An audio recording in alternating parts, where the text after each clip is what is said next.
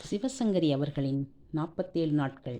அதில் 3வது அத்தியாயம், 4வது நாள். அடியம்மா, இந்த பொண்ணுக்கு இருக்கிற அமுக்கை பாரேன். வாயைத் திறந்து ஒரு வார்த்தை சொன்னா என்னவா? முகவாயில் கையை ஊன்றி கண்ணை பெரிசாய் விரித்து ஆச்சரியப்பட்ட ஞானம் பேசினாள். முதல் நாள் வெள்ளிக்கிழமை ராத்திரி தங்கள் சக்திக்கு ஏற்ற தினுசில் புது மெத்தை வகைரா வாங்கி பால் பழங்கள் இனிப்புகள் அடுக்கி வாசனை மலர்களால் ஜோடித்த அறைக்குள் பெரியவளாய் லட்சணமாய் ஞானம்தான் தங்கையை விட்டு வந்தாள். படித்த பையன், சீமையில் இருப்பவன், ஏதோ ஆசையில் தங்கையை பண்ணிக்கொண்டாலும் ஜோடி பொருத்தம் சரிதானா? மாப்பிள்ளை எதிர்பார்க்கும் தினுசில் விசாலிக்கு நடந்து கொள்ள தெரியுமா? இவள் அசல் பட்டிக்காடு, படிக்காத சின்ன பெண். ராத்திரி புருஷன் மனசு கோணாமல் இருக்க தெரியுமா? இதமாய் இருக்க தெரியுமா? ஞானத்தின் மனதில் 1000 கவலைகள். இந்த கல்யாணம் நடந்தே ஆக வேண்டுமென்று குறியாக இருந்தாலும் நிதர்சனமான சில விஷயங்களை பற்றி நினைக்கையில் தவிப்பாகத்தான் இருந்தது. ராத்திரி நல்ல பொழுதாக கழிந்துவிட்டால் ஓரளவுக்கு கவலை இல்லை என்றே ஞானம் நினைத்தாள். விசாலியை அறையில் விட்டுவிட்டு கூடத்தில் மற்ற பெண்களுடன் படுத்தவள் சின்னதாய் ஏதேனும் சப்தம் கேட்டாலோ இல்லை காற்றில் கதவு அடித்து கொண்டாலோ சரி, மாப்பிள்ளை விசாலியிடம் கோபித்து கொண்டு வெளியே அனுப்பிவிட்டார் என்ற நினைப்பில் இரவு முழுவதும் தூங்காமல் எழுந்து உட்கார்ந்து சாத்தின கதவை பார்த்துவிட்டே பிறகு படுத்தாள். காலை மணி 5 அடிக்கும் முன்னரே சம்பிரதாயப்படி ஞானம் எழுந்து மூடியிருந்த கதவை தட்டி விசாலி என மெல்ல அழைத்தாள். தங்கை கதவை திறந்து கொண்டு வந்ததும் அவள் கையை பிடித்து கொல்லைக்கட்டுக்கு இட்டுச் சென்று அவளை நன்றாய் ஊன்றி பார்த்தாள். முதல் நாள் கட்டியிருந்த பட்டுப்புடவை இப்போது விசாலி உடம்பில் இல்லை. மாற்றுப்புடவையாக வைத்திருந்த நைலான் புடவையைத்தான் உடுத்தியிருக்கிறாள். சரிதான். முகத்தில் நாணம். என்னை நிமிர்ந்து பார்க்க முடியாதபடி வெட்கப்படுகிறாள். சரிதான். தூக்கமில்லாததால் சிவந்த கண்கள், அதில் கூத்தாடும் சந்தோஷம். சரிதான் சரிதான். தான் பயந்தது வீண் என்பது புரிந்து போனதும் பல் தேய்த்து குளிக்கும் நாளிகையில் தங்கையின் வாயை கிண்டத் தொடங்கினாள் ஞானம். என்னடி விசாலி, எல்லாம் சரியா இருந்ததா? பல்பொடியை விரலில் எடுத்து அழுந்த தைத்த விசாலி தலை நிமிராமலேயே என்றாள். நான் சொன்ன மாதிரி பாலை அவர் கையில் கொடுத்து நமஸ்காரம் பண்ணினியா? அப்புறம்? அட, என்கிட்ட சொன்னா என்னடி, சொல்லேன். விசாலி என்னவென்று சொல்லுவாள்? சினிமா கதாநாயகன் மாதிரி இருக்கார், சீமையில் இருக்கிறவர், நடந்ததும் சினிமா முதலிரவு மாதிரியா? ஞானத்தின் கேலி தொடர்ந்தது. சினிமா மாதிரியா? அதெல்லாம் எந்த மூளைக்கு? மனுஷர் யமகாதகர். போடி விசாலி, வாயை திறந்தா என்னவாம்? போக்கா என்றாள் இத்தனைக்கும் விசாலி பதிலாய்.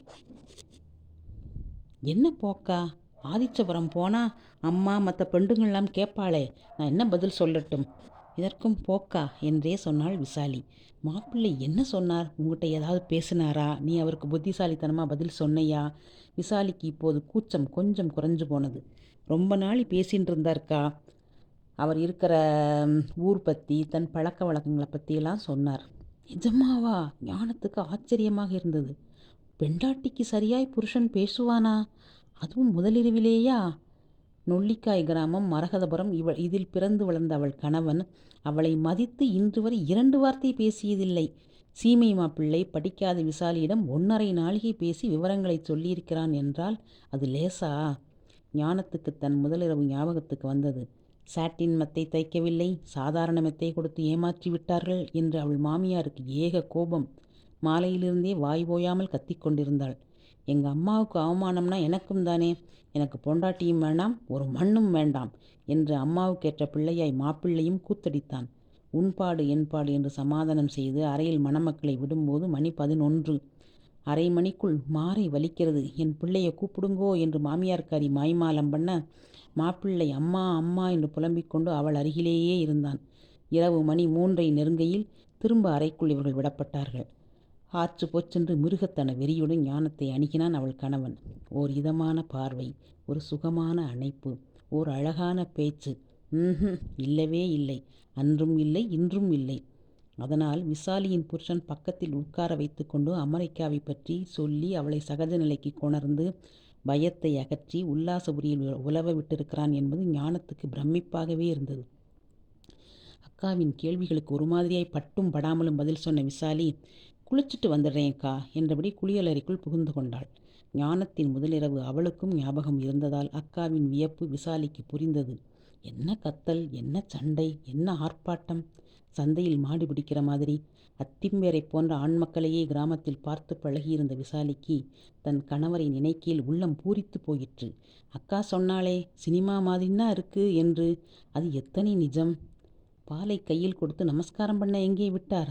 கதவை மூடியதுமே தோளை பிடித்து அணைத்து நடத்தி சென்று படுக்கையில் உட்கார வைத்து, என்னத்துக்கு பயப்படுற விசாலி, நான் என்ன புலியா என்று கேட்டு சிரித்தாரே. அம்மம்மா, எத்தனை அழகு! நான் உன்னை ஒன்றுமே பண்ண போகிறதில்ல, சும்மா கொஞ்ச நாளை பேசின்னு இருக்கலாமா? நான் அமெரிக்காவில் எந்த ஊரில் இருக்கேன் தெரியுமோ? சிகாகோ. அங்கே நமக்கு சௌகரியமான வீடு இருக்குது. உனக்கு வேலை பண்ணுற கஷ்டமே தெரியாது. துணி துவைக்க மிஷின், பாத்திரம் அலம்ப மிஷின், எல்லாம் மிஷின் தான். அமெரிக்க வாழ்க்கையை பற்றி பத்திரிகைகளில் சில எழுத்தாளர்கள் எழுதிய பயணக் கட்டுரைகள் மூலம் விசாலி தெரிந்து வைத்து கொண்டிருந்தாலும் கணவனிடமிருந்து அதை நேராக கேட்டறியும் போது ரொம்ப ஆச்சரியமாக இருந்தது. குமார் பேச பேச விசாலியின் பயம் எங்கோ ஓடிப்போனது. குபேரப்பட்டினத்தில் குடித்தனம் பண்ண போகிறோம் என்ற ஆர்வம் கூடிப்போனது. அரை மணி நேரம் அவள் கைகளை தன் கைகளோடு கோர்த்து கொண்டு தன் அமெரிக்க வாழ்க்கையின் தரத்தை சொன்னவன் அவளின் படபடப்பு குறைந்து விட்டது என்பதை புரிந்து கொண்டவனாய், என்னை பற்றியே பேசின்னு இருக்கேனே, உன்னை பற்றி ஏதாவது சொல்லேன் என்று மெல்ல பேச்சை திருப்பினான். எனக்கு என்ன தெரியும்? நான் என்ன உங்களை மாதிரி படிச்சிருக்கேனா, இல்லை புத்திசாலியா? உங்களுக்கு சரியா நான் பேச நினைக்கிறது தப்பில்லையா? விசாலி தன் மனசில் இருப்பதை வெளியில் சொல்லிவிட்டாள். அடே, உனக்கு சேர்ந்தாப்புல 4 வரி கூட பேச தெரியுமா? இல்லை, வாண்டாம்னு ஒரு வார்த்தையில் தான் சொல்ல தெரியும்னு நினைச்சேனே. அவன் அவள் முகவாயை தன் பக்கம் திருப்பி பேசி சிரித்தவன், I love your innocence and your beauty என்றும் சொன்னான். அவன் ஆங்கிலத்தில் சொன்னது ஒரு வார்த்தை கூட புரியாமல் விசாலி விழிக்கவே, உனக்கு புரியல என்றான் குமார். உனக்கு இங்கிலீஷ் கொஞ்சம் கூடவா புரியாது? சின்ன சின்ன வார்த்தைகள் கூட? நான் தான் படிக்கவே இல்லையே. 6வது வரை படிக்கலை. அதில் உனக்கு கொஞ்சமாவது சொல்லி கொடுத்துருப்பாளே. படிப்பை பற்றி கணவன் துருவி துருவி கேட்பது விசாலிக்கு பயமாக இருந்தது. நான் இங்கிலீஷ் படித்தது ரொம்ப கொஞ்சம், அதுவும் வருஷம் ஆனதுனால மறந்து போயிடுத்து. விசாலியின் கண்கள் கலங்கி போயின. குமார் அவளை இழுத்து அணைத்து கொண்டான்.